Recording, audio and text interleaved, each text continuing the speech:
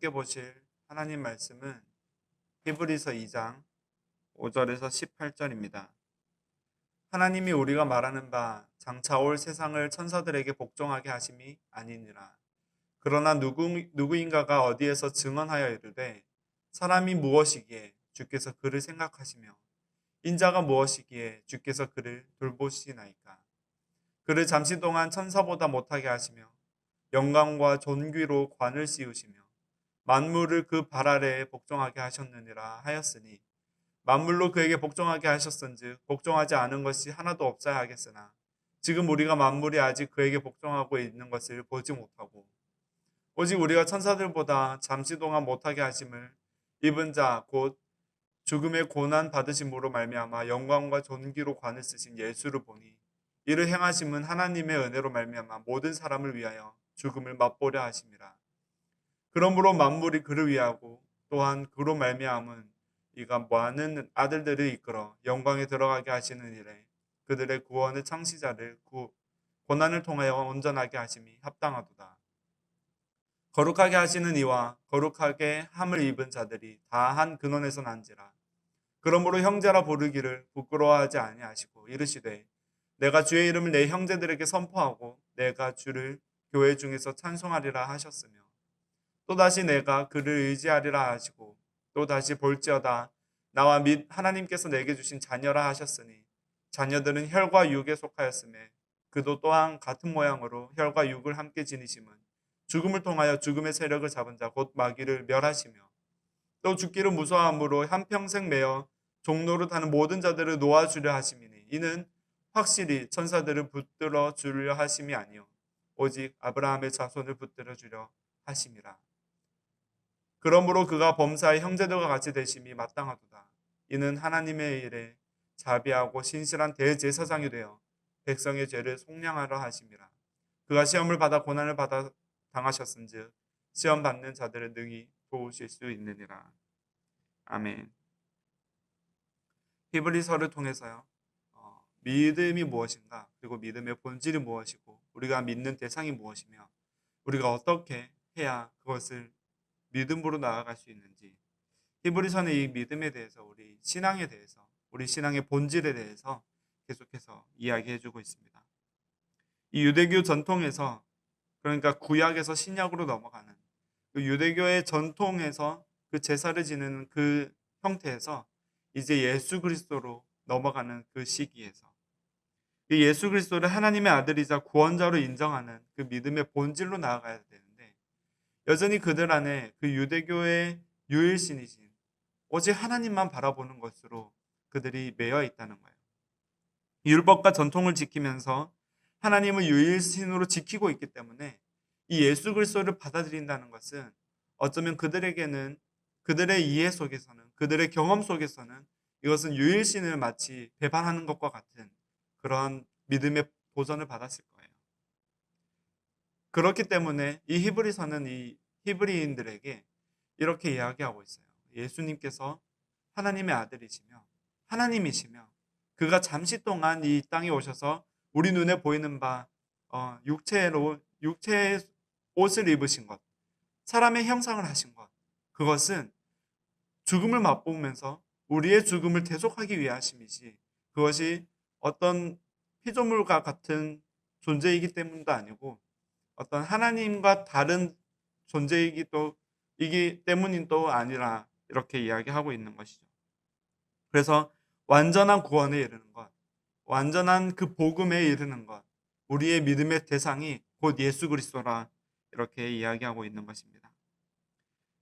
오늘 본문은 그 예수 그리스도의 희생이 어떤 값어치를 하고 있으며 그것이 얼마나 크고 깊은지를 우리에게 역설하고 있어요. 그 희생의 가치가 바로 하나님 당신의 의를 위하여, 영광을 위하여 나타내는 것뿐만 아니라 우리에게 주시는 그 하나님의 영광, 우리를 영광과 존귀로 이렇게 덧입혀 주시는 그 하나님의 크고 놀라우신 뜻을 우리에게 강조하고 있습니다.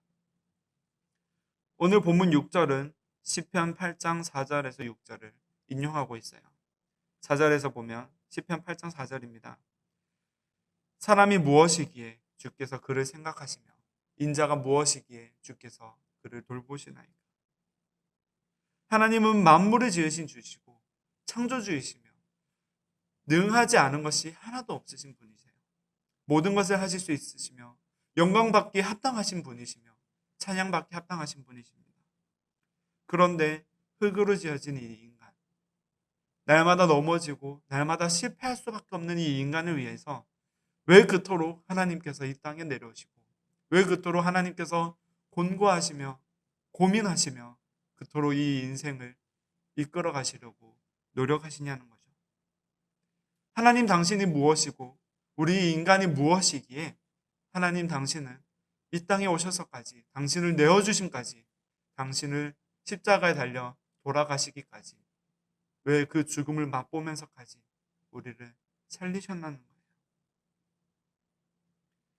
우리 인간의 연약함을 뛰어넘어서 하나님은 우리 인간의 어떠한 뿐 때문이 아니라 우리 인간의 실패 때문도 아니요 인간의 성공 때문도 아니요 인간이 하나님 앞에서 칭찬받을 만한 것이 있어서도 아니고 그저 하나님께서 만드신 하나님께서 귀하게 만드시고 하나님께서 그를 찬송하게 만드시고 하나님께서 그를 영화롭게 만드셨던 그 하나님 안에 있는 그 이유 때문에 하나님의 당신의 의 때문에 하나님께서 인간을 귀하게 여기시고 우리를 돌보신다는 거예요. 이건 단순히 보호를 하시거나 아니면 단순히 좋은 사람들을 골라내시거나 재판장으로서 너와 다른 사람을 계속해서 판가름하고 죄와 의를 판가름해서 의로운 사람을 골라내려고 하시는 것이 아니라 그저 한이 없는 아버지의 은혜로 아버지의 사랑으로 우리에게 표현하신다. 하나님은 기꺼이 우리를 위해 자신의 아들을 내어주시고 아니 당신 그분 자체를 내어주시고 예수님은 그 인간의 형상을 입고 이 땅에 오셔서 죽음까지 맛보시고 감당하시고 십자가에서 우리 모든 인류의 죄를 감당하셨다는 거예요. 히브리서 2장 9절 오늘 본문은 이렇게 이야기하고 있어요. 오직 우리가 천사들보다 잠시 동안 못하게 하심을 입은 자 곧 죽음의 고난 받으심으로 말미암아 영광과 존귀로 관을 쓰신 예수를 보니 이는 하나님의 은혜로 말미암아 모든 사람을 위하여 죽음을 맛보려 하십니다.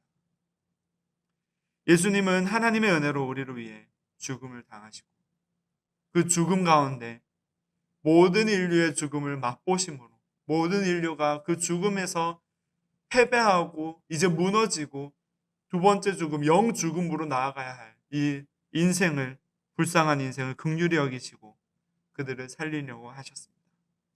이 희생은 단순한 고난으로 우리에게 주어지는 어떤 의미가 아니라 우리를 죄에서 자유롭게 하시고 우리를 하나님 안에 들어가게 하심으로 하나님과의 관계를 회복하게 하시는 그 은혜를 맛보게 하신다는 거죠. 단순한 희생이 아니요 일시적인 대가를 지어 이 땅에서 유한한 목적을 위해서 주시는 그 하나님의 은혜가 아닙니다. 그리스도께서 죽으심은 하나님과의 관계의 회복인데 이는 이 땅에서 거룩하게 사는 정도로 이 땅에서 거룩한 모양을 나타내는 정도로 의미에 지나치는 것이 아니라 그 너머에 그 하나님이 우리에게 주시고자 하는 그 본질을 향해서 우리를 계속해서 불러내신다는 거예요. 2장 10절은 이렇게 이야기합니다. 많은 아들들이 이끌어 영광에 들어가게 하시는 일에 그들의 구원의 창시자를 고난을 통하여 온전하게 하심이 합당하도다. 이 예수님의 고난을 통해서 이제 예수님은 온전하게 되셨어요. 이 고난을 통과하시고 또 부활하심으로 말미암아 우리 앞에 그 부활의 소망과 우리 앞에 그 죽음을 이기는 하나님의 그 영광의 승리가 우리 앞에 주어졌다는 거예요. 이는 그분의 신성이나 인격이 부족해서가 아니라 인간의 모든 아픔과 고통을 직접 체험하시고 완전한 구원자가 되셨음을 의미하고 있습니다. 우리가 살면서 우리도 계속해서 고난을 만나요. 계속해서 죽음의 권세 아래에 있는 이 땅에 사는 동안 우리는 그 고난 가운데서 하나님께 부르짖기도 하고 하나님께 원망하기도 하고 하나님 앞에서 우리 인생의 의미를 막 찾아가면서 내가 무엇이간데 이 고난을 통과해야 하며 내가 하나님을 믿고 있는데 왜 이 고난이 나에게 주어지며 하며 계속해서 질문을 던지죠. 그 고난 속에서 우리는 하나님의 뜻을 계속해서 어렴풋이 발견하게 되어 그리고 예수 그리스도의 그 형상을 닮아가게 됩니다. 이 고난을 통해서 우리는 우리의 존재를 부정하게 돼요. 하나님께서 우리에게 주신 그 은혜로 말미암아서 우리는 이제 내가 이 고난을 통과할 수 없는 존재이고 이 고난이 나의 죄 때문에 주어지는 것이고 이 고난이 하나님 안에서 우리에게 나타날 때 우리는 과연 어떻게 나아갈 수 있느냐? 우리의 존재를 부정함으로 말미암아 하나님의 존재, 하나님의 영광, 하나님의 그 신실하심이 우리 존재 안에서 나타난다는 거죠. 이제 우리가 이 땅에서 유한한 목적과 유한한 한계 속에 있는 것을 이제 벗어나서요. 영원한 생명의 나라 안에서 우리의 존재를 확인하게 됩니다. 욥기 42장 5절 6절에서 욥이 이렇게 이야기합니다. 내가 주께 대하여 귀로 듣기만 하였사오나 이제는 눈으로 주를 배움나이다. 말씀으로 나타나신 하나님께서 이제 형상으로 드러나시는 거죠. 보이지 않는 것이 이제는 확증이 되어서 보이는 것처럼 믿음을 가지게 되고 그 믿음으로 인해서 그 증거를 가지게 되는 거예요. 이 욥의 고난은 그의 존재의 목적의 패러다임을 변화시키는 것과 같아요. 그저 경건하게 하나님을 경외하며 이 땅에서 범죄하지 않기 위해 잔치를 끝낸 이 자녀들을 위해 번제를 드리며 살아왔던 이 욥의 인생에 주님 앞에 어떻게든 내 죄를 없애려고 안간힘을 쓰며 번제를 드리고 경건하게 살려고 의의 모습을 다해서 나타내려고 했던 그 욥의 인생에 네가 의롭냐? 하나님이 질문하시는 거예요. 네가 스스로 의롭게 되고 네가 스스로 다른 사람을 죄 아래 복종했던 이 사람들을 의로 이끌어낼 수 있느냐? 너가 스스로 그렇게 번제를 드리고 죄 없다함을 스스로 잊기 위해서 하나님 앞에 나오는 그 경건의 모양이 이제는 너의 존재를 어떻게 각인시키냐는 거예요. 이제 주님은 욥의 주권자, 욥의 인생의 그 주권자를 완전히 변화시키세요. 자신이 드리던 이 번제에서 하나님께서 스스로 드리는 이 번제로, 하나님께서 스스로 드리는 이 희생제사로 예수 그리스도의 그 복음으로 욥을 불러일으키신다는 거예요. 하나님께서는 우리가 살아가는 존재의 목적을 완전히 변화시키십니다. 히브리서 2장 11절에 이렇게 이야기합니다. 거룩하게 하시는 이와 거룩하게 함을 입은 자들이 다 한 근원에서 난지라. 그러므로 형제라 부르기를 부끄러워하지 아니하시고. 예수님께서 우리를 형제라 부르시며 우리가 하나님의 자녀로서 존귀한 존재가 되었음을 말씀하고 계십니다. 우리가 연약하고 부족해도 이제 예수 그리스도의 그 희생 때문에 이제 우리는 하나님의 자녀로 받아들여지고 우리는 그 믿음 안에서 하나님 앞에 나아가게 됩니다. 요한계시록 21장 7절은 이렇게 우리에게 약속하고 있습니다.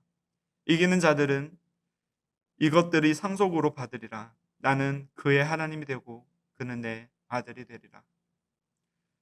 우리는 이 땅에서 잘 살기 위한 목적으로 사는 것도 아니요. 이 땅에서 죄 없이 살아감으로 우리가 경건의 모양을 입기 위해서 살아가는 것도 아니요.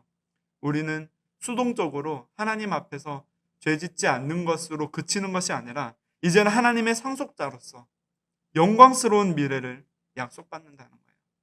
이 약속은 우리의 능력이나 행위가 아닌 오직 예수 그리스도의 희생으로 말미암아 우리의 경건의 모양으로가 아닌 오직 예수님께서 감당하신 그 죽음의 희생으로 말미암아 그리고 그 부활의 약속으로 말미암아 우리에게 나타납니다. 우리의 믿음, 우리의 신앙은 단지 죄를 피하고 윤리적인 모습으로 도덕적인 모습으로 성장해 가는 것에만 그치는 것이 아닙니다. 이제 우리는 하나님의 형상으로 지음받음을 우리가 알고 있고 예수님의 희생을 통해 구원받아 하나님과의 관계가 회복되었음을 선포하게 됩니다. 욥기 40장 10절에서 14절에서 하나님은 인간의 교만을 낮추시고 스스로 구원할 수 없는 이 인간의 한계를 지적하시죠. 너는 위엄과 존귀로 단장하며 영광과 영화를 입을지니라.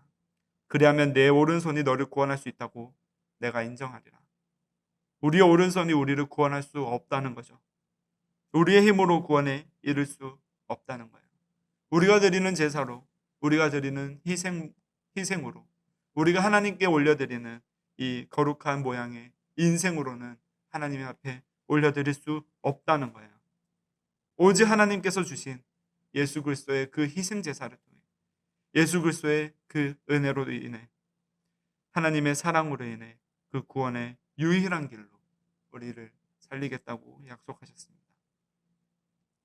우리의 존재의 목적, 우리 존재의 본질은 오직 하나님 손에 있습니다. 예수님의 희생으로 인해 우리는 존귀한 자가 되었으며 그분의 은혜로 우리는 영원한 상속자가 되었습니다. 이 땅에 매여 사는 것이 아니라 이 땅에서 잘 먹고 잘 살고 아니면 이 땅에서 우리가 죄를 짓지 않는 경건의 모양으로 사는 것으로 만족하는 인생이 아니라 이제 영원한 인생, 영원한 삶 속에 보이지 않는 것을 향하여 하나님 그 나라를 향하여 우리는 이제 아무도 우리 스스로 판단할 수 없는 자가 되었고 우리 존재마저도 하나님 앞에서 부정되어지며 하나님께서 인정하시는 그 존재로 우리가 나타나게 된다는 거예요. 이 믿음을 붙들고 우리의 삶에서 하나님의 영광이 나타나기를 소망합니다. 히브리서 2장 18절 이렇게 이야기합니다. 그가 시험을 받아 고난을 당하셨은즉 시험 받는 자들을 능히 도우실 수 있느니라. 우리를 위해 희생하신 이 그리스도께서 우리의 고난 가운데 우리와 함께 하시고 우리를 도우실 것입니다. 여전히 사망의 법 아래에 있는 우리를 도우사 이제는 생명의 법 아래 그리스도의 그 나라 안으로 우리를 옮기시며 우리를 자녀 삼으시며 그 희생 그리스도의 희생하신 그 목적 단순한 우리 인생의 목적이 아닌 그 너머의 본질을 향한 하나님의 희생을 우리가 믿음으로 받아들일 때 우리 오직 그 죽음을 승리하는 그 승리하는 삶으로 하나님께서 부르신다는 거죠. 우리의 존재의 목적을 우리의 존재의 본질을 나타내시는 그 그리스도의 희생과 하나님의 위대하신 목적 아래 우리가 그분에게 영광 올려드리는 삶으로 나아가기를 주의 이름으로 축복합니다. 함께 기도하시겠습니다. 사랑 많으신 하나님, 우리를 존귀하게 하시고 또 영화롭게 하시는 그 하나님의 은혜 안에서 오직 그리스도만 바라보며 그리스도 안에서 우리를 만나게 하여 주시옵소서. 이 시간 기도하며 나아갈 때 우리 모든 아뢰는 제목들을 들어주시고 미처 간구하지 못한 것들도 성령 하나님 말씀하여 주시고 중보하여 주시옵소서. 오직 주의 뜻대로 이루어질 때 감사함으로 찬양의 제사로 하나님께 올려드리며 주님 안에서 평안함으로 기쁨으로 나아가게 하여 주시옵소서. 이 시간 특별히 서정의 성도님을 먼저 떠내보낸 서숙기 권사님, 서지윤 자매님, 엘리사와 엠마 그리고 유가족 모두를 주님 손에 올려드리오니 주여 위로하여 주시고 그들과 함께 동행하여 주시옵소서. 모든 것 살아계신 예수 그리스도의 이름으로 기도드렸습니다. 아멘.